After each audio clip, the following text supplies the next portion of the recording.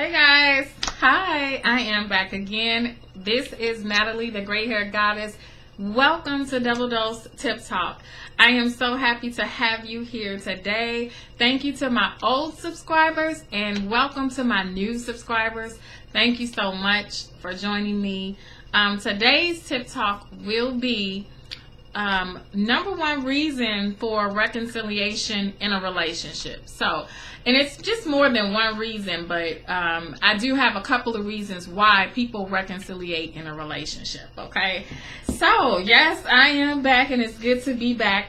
So, let's just jump right in. This is going to be a really quick video about why people reconciliate in a relationship.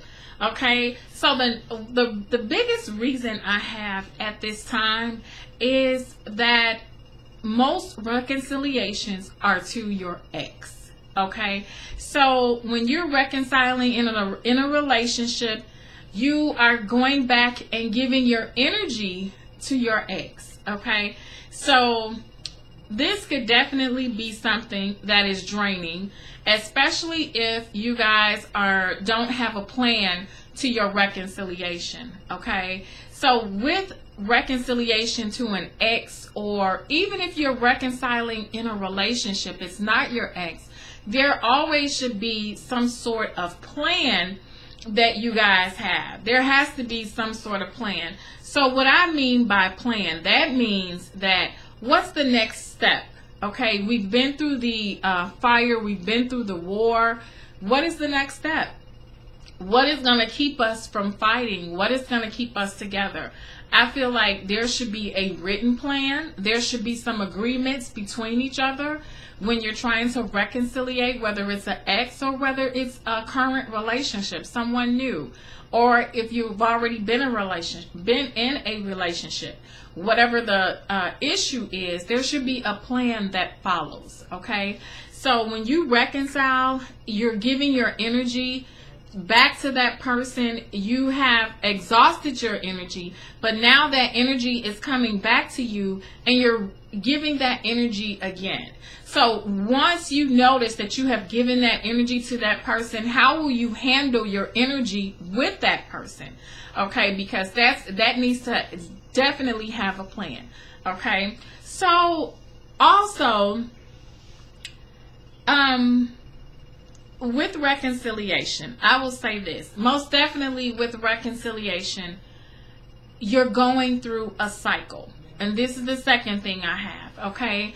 So when you do something over and over and over and over again, that is a karmic cycle that is not complete, okay?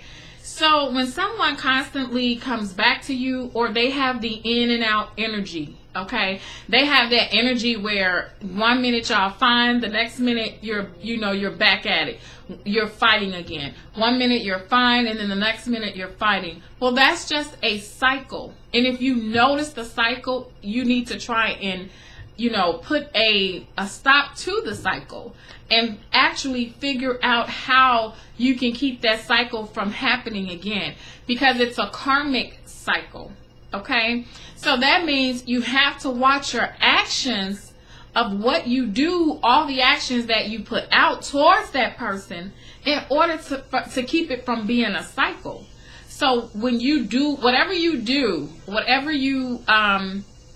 embark on, if you're separated from that person, if you quickly separate, and you don't clear up the argument, you don't clear up what happened, that becomes a karmic cycle, because it's not finished. And one person out of that cycle is going to want to know we can't just leave it like this. What's going to happen? So someone's going to call, someone's going to come back, and that is causing reconciliation.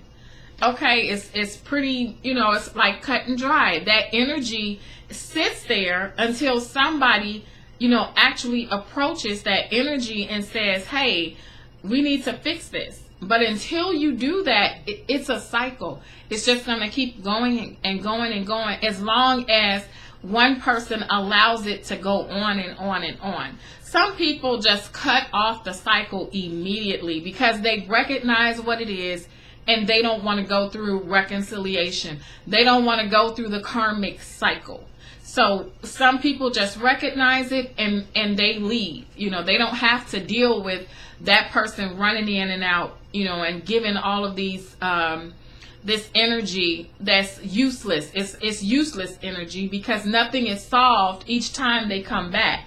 So if every time that person comes back, you still have that same issue in front of you and you never did solve it, that same issue is going to be there, because you need to talk things out. You need to have a plan, and that issue needs to be resolved. Okay. So, the next thing I have is there is some sort of fear. Okay. So there's a fear that you will not be able to get anyone else. Okay. That's just plain simple a fear that you will not be able to have a relationship again, which is definitely not true. So you trap your energy to this one person that you're going through this cycle with. You're just trapping your energy. And once you trap your energy in that cycle, it's definitely going to continue. Okay, so if you don't want that to happen, you have to get rid of the fear. You have to get rid of the fear that there will never be another person like the one you found, which is definitely a lie. There's somebody even better. The universe will send you someone even better than that person. And you won't have to worry about that. But you'll never know, because the fear keeps you trapped. Okay, so if you let fear keep you trapped, then that's exactly what happens. When I break down fear, I break it down as ear. Freaking people in your ear, or freaking thoughts in your ear.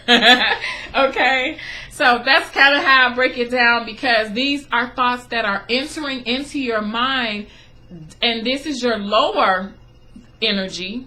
Not your highest frequency, not your highest vibration. This is your lower energy instructing you to be fearful that nobody will ever come to you again. Okay, so therefore you would have to build up your self-esteem again. You would definitely have to build up your vibration, your frequency. All those things have to be built up in order to get rid of that fear that nobody else will ever come to you again. Okay, I just feel as if I definitely feel that having this happen, that fear will never happen again. That's just like saying, oh, I'm gonna go look for a job, and the job is great. Oh, I had such a great job, but then you get fired, and then you fear that you'll never get a job like that again. But in fact, you got a job that was way better than the job before. You get paid more, there's more benefits, you have more freedom, and it's even better than you thought. So once you let go of that fear, once that is gone, then you can definitely say that you don't have to reconcile with that person.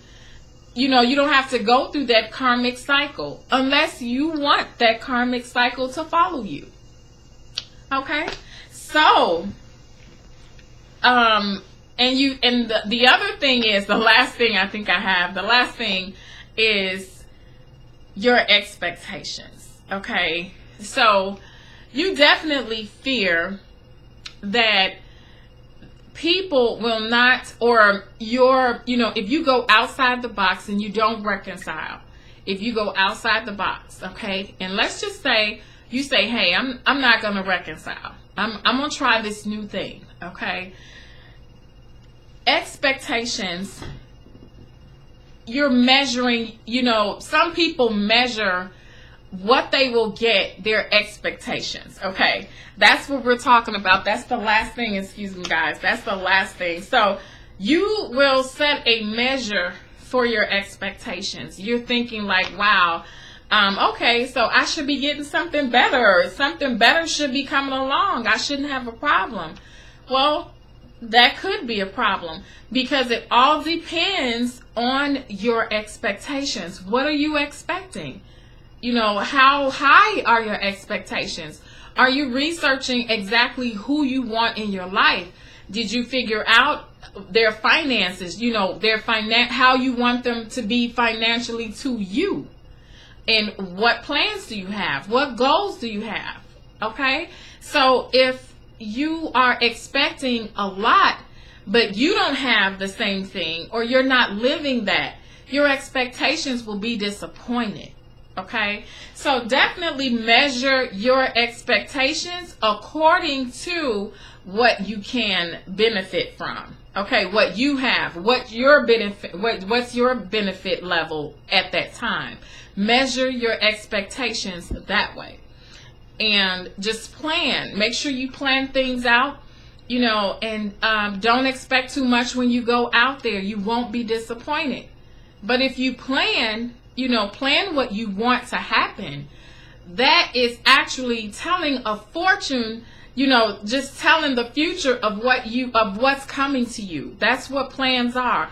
Nobody ever, knows that once you plan something, that's just predicting the future.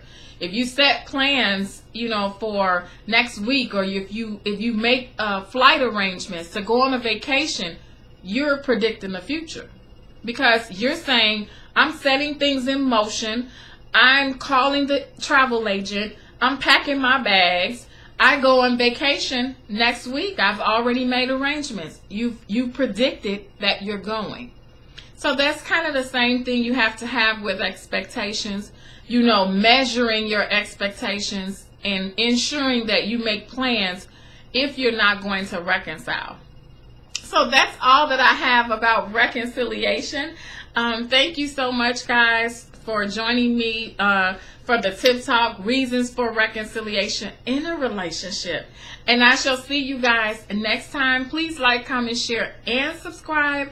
I love you guys for hanging in there with me. I appreciate this. And I shall see you on the next video. Bye-bye.